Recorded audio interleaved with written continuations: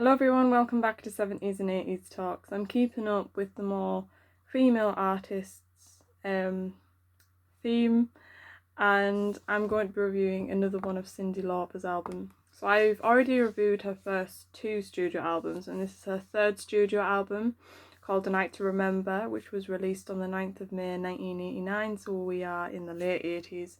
It reached number 9 in the UK charts and 37 in the US Billboard 200. It didn't have that great reviews, and I don't think it had that good of a reception when it was released either. But I thought I also listen to it and I'll see what I think. So here's what I think. So number 1 is called Intro, which I was like, isn't this literally the start of Drove All Night? Which it is. And I'm pretty sure it's being used on an advert as well. So number 2 is Drove All Night. Which obviously there's different versions of it. I prefer Cyndi's version by far. You've got that bouncing sound at the start, which is quite startling actually, but I quite like that. Cyndi's deep and mysterious vocals in this work really well. It's quite precisely sung, the way she sings the words. You've got that rising and vocals and sound at the exact right time. It's a well composed and produced song. I think there's violins in this as well. It's got such a great sound. It's always on those 80s albums as well, so yeah. I've got nothing bad to say about this song. Now the rest of the album I haven't heard. I've not heard any of these songs. Might have been one that I think I might have heard, but yeah. So the third song is called Primitive. I was thinking it was a bit flat, but then the chorus kicks in and it gets better. All the sounds that are together collectively, I'm not sure really works. The backing track is rather repetitive. It all needs a bit of oomph, I think, a bit more of a raise, a bit more things added, maybe some other things took out. I can see the potential and the ideas they had for this song.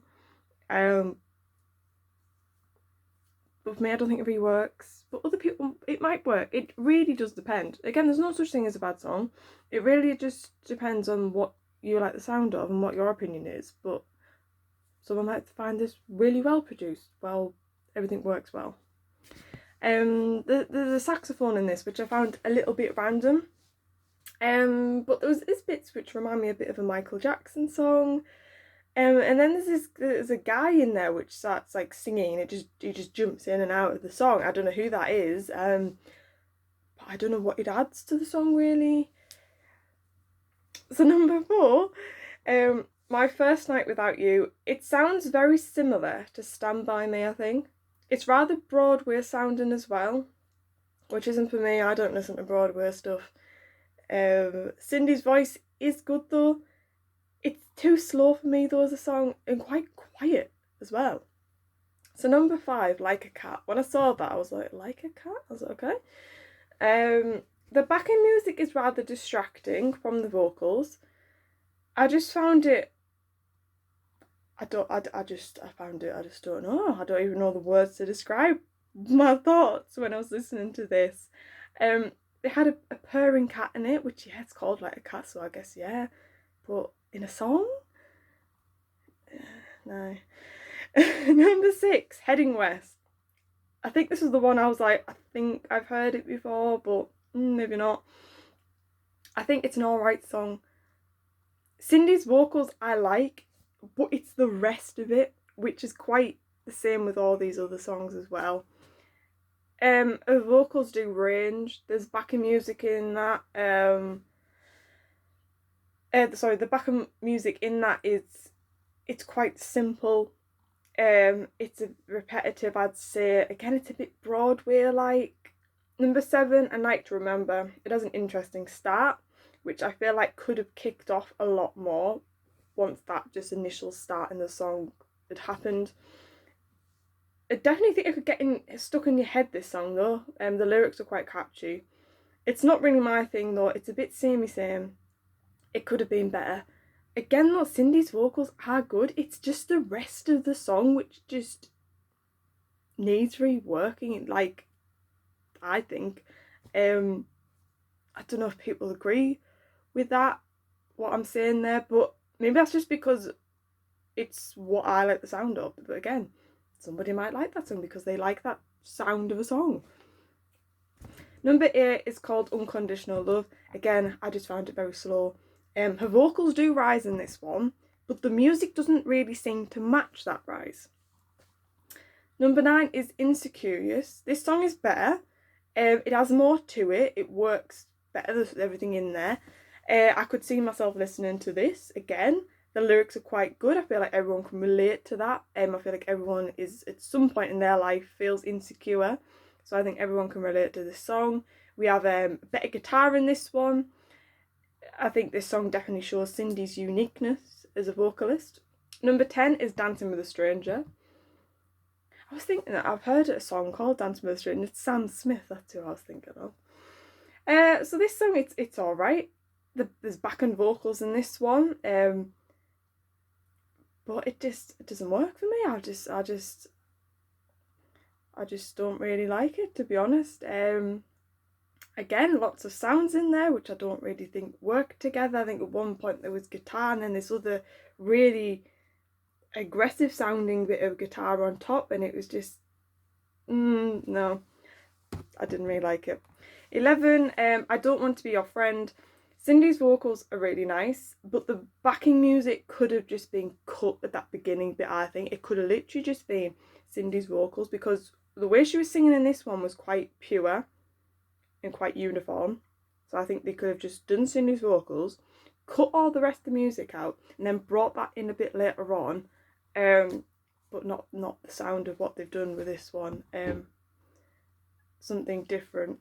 I don't know what. I'm not a producer. I don't really know what I'm talking about. I'm just judging the way things sound.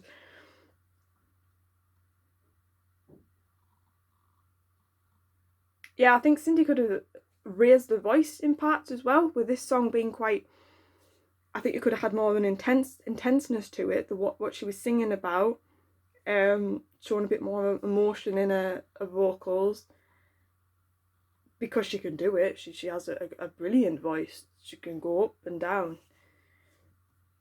And they do a bit, her vocals do go up a bit, but I think they could have gone further. And again, the sounds could have matched that. And that's the key to just making a song have that just right intensity and just sounding right. I did like the acoustic guitar though, halfway through. That was quite a prominent sound. I quite like that. Number 12 is Kindred Spirit, which was literally just the intro again, which, yeah, I guess it's like the ending of the song, so it's like, yeah. But, yeah. I literally thought it was going to be a whole new song, so I was a bit disappointed when it was just the intro. I was like, oh, okay. So, overall, I think one thing I want to point out is, compared to the last 2 albums, I mean, Cyndi as a vocalist, she's very unique. She can be a bit kind of wild the way she sings, but also she can be quite uniform and quite pure as well. And I think in this album it's more of the freer side of her being a vocalist, which I quite like, because it really does bring out a uniqueness in her voice.